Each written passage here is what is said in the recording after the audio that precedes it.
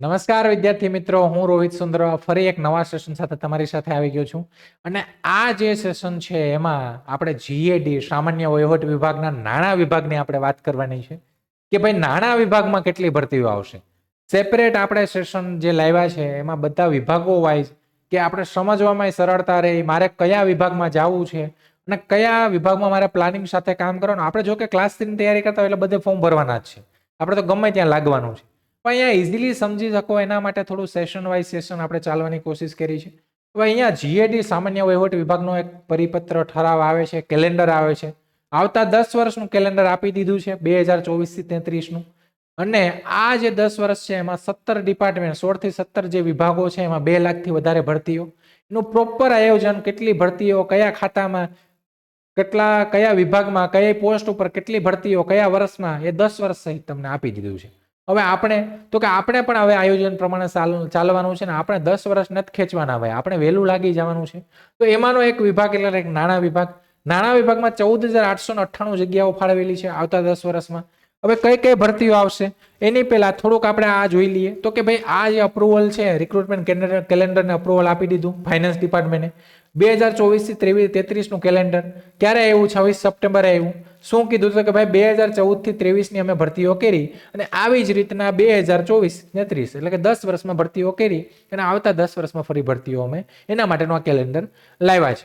શું વસ્તુ તો કે આમાં આ કેલેન્ડરમાં જે પોસ્ટ છે એનું બધી વસ્તુ વિશે એ લોકોએ કીધું છે કે ભાઈ અમે ભરતી પ્રક્રિયામાં બધા સુધારા વધારાઓ, પ્રમોશન, આ તે એટલે કે જે પણ પોસ્ટ છે એમાં જેટલી પણ જરૂરિયાતના પ્રમોશન, સુધારા વધારા, એમાં ભરતીમાં સંખ્યા વધારવો કે સ્ટાફની અછત છે તો સંખ્યા વધારવી કે સ્ટ્રેન્થ વધારવી, પછી ભરતી પ્રક્રિયામાં કંઈ ફેરફાર કરવા, એજ્યુકેશનમાં ફેરફાર, બધી વસ્તુ કરી.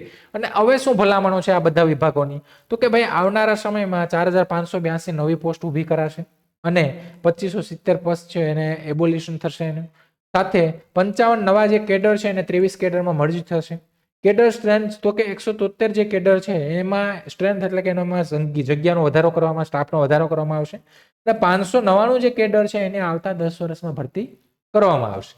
હવે આગળ વાત કરીએ તો કે આ જે ફાઇનાન્સ ડિપાર્ટમેન્ટ છે એટલે કે નાણાં વિભાગ છે એની જે મીટિંગ છે, મીટિંગમાં એ લોકોએ શું કીધું, એ લોકોએ શું ભલામણો કરી તો સેમ એ જ કીધું કે ભાઈ અમે 10 વર્ષ કરશું ને આ ભરતી છે 10 વર્ષનું અમે ડિસ્કસ કર્યું કે ભાઈ આવતા 10 વર્ષમાં કેવું કામ કર્યું એ આ મીટિંગમાં અમે ડિસ્કસ કર્યું છે.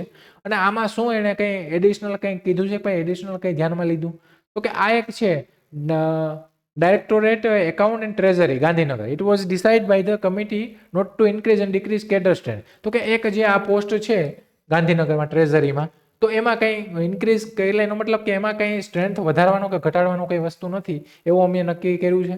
આની સાથે તો કે રિસન્ટ ટેકનોલોજી એડવાન્સ એને observe that requirement of a clerical cadre is ડિક્રીઝિંગ.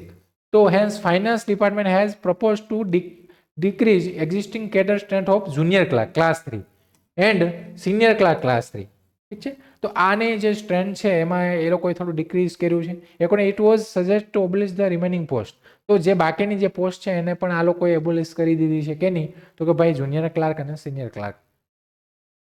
આગળ તો બીજું તો કે due to continuous increase of workload and responsibilities in the cadre. તો કે આ જે કેડર છે assistant commissioner class 1, state tax officer class 2, state tax inspector class 3 finance ડિપાર્ટમેન્ટમાં, તો એમાં શું છે કે ભાઈ વર્કલોડ અને રિસ્પોન્સિબિલિટી છે ડે ટુ ડે વધતી જાય છે. તો શું કીધું કે propose two increase cadre strength. તો એનો મતલબ કે આ જે ભરતીઓ છે એમાં જગ્યાઓનો વધારો કર્યો છે, સ્ટ્રેન્થ વધારી છે, તો ભરતી અહીંયા પણ વધારે આવશે.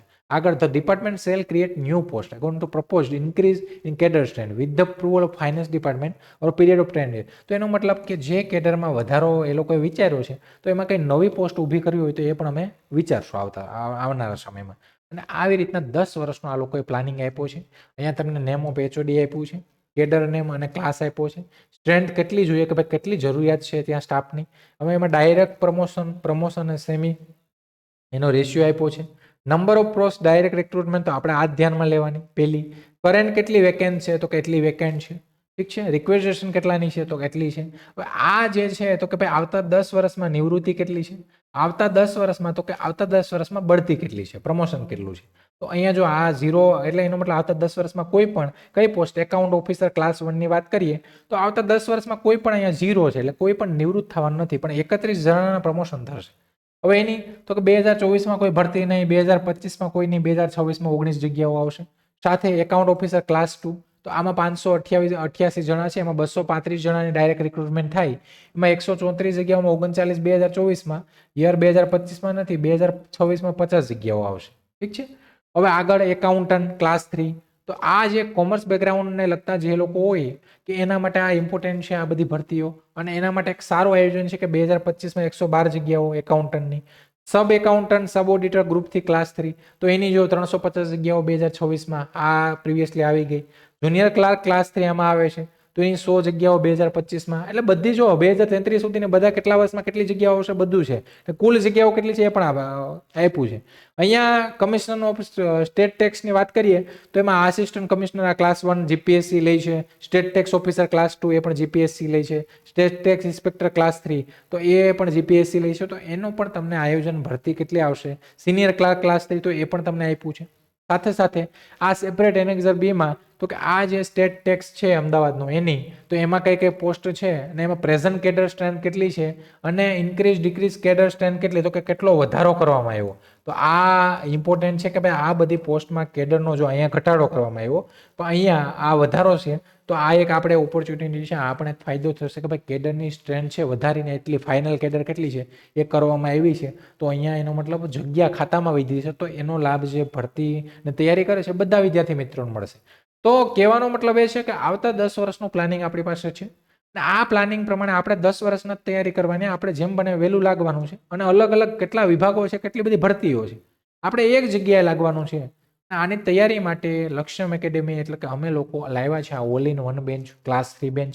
આ બેન્ચ જે છે માત્ર તમને 2999 રૂપિયામાં બનશે, જેમાં તમારી બધી એક્ઝામો જે ક્લાસ 3 ની આવે છે, સુપર ક્લાસ 3 બધી કવર થશે. એમાં તમને ગુજરાતીમાં સંપૂર્ણ તૈયારી સબ્જેક્ટ વાઇઝ તૈયારી કરવામાં આવશે, અને આમાં તમારે જોઈન થવું હોય તમે અમારી એપ્લિકેશન ડાઉનલોડ કરીને ત્યાંથી જોઈન થઈ શકો, અથવા તમને કંઈ ડાઉટ ક્વેરી કંઈ પણ હોય તો તમે અમારા હેલ્પલાઇન નંબર ઉપર કોલ કરીને ત્યાંથી પણ તમે જોઈનિંગ કરાવી શકો. તો ભાઈ એવું છે કે માહિતી સારી છે, ભરતીઓ આવનારા સમયમાં સારી છે, અને આવનારા સમય માટે આપણા માટે ઓપોર્ચ્યુનિટી સારી છે. તૈયારી ઘણા સમયથી કરતા હશે, ગયા જે 2-4 વર્ષોમાં ભરતી આવી નથી, અટકી છે, આ છે તે છે, પણ એ બધું ભૂલીને આગળનું આપણે વિચારવાનું છે. હાર નથી માનવાની, તૈયારી ચાલુ રાખવાની છે, આપણે ગમે ત્યાં લાગવાનું છે. ઠીક છે. તો આશા રાખું છું કે તમને માહિતી બરાબર મળી ગઈ હશે, ને ફરી આવા કોઈ નવા સેશન સાથે આપણે મળશું. રજા લઉં છું. જય હિન્દ, જય ભારત.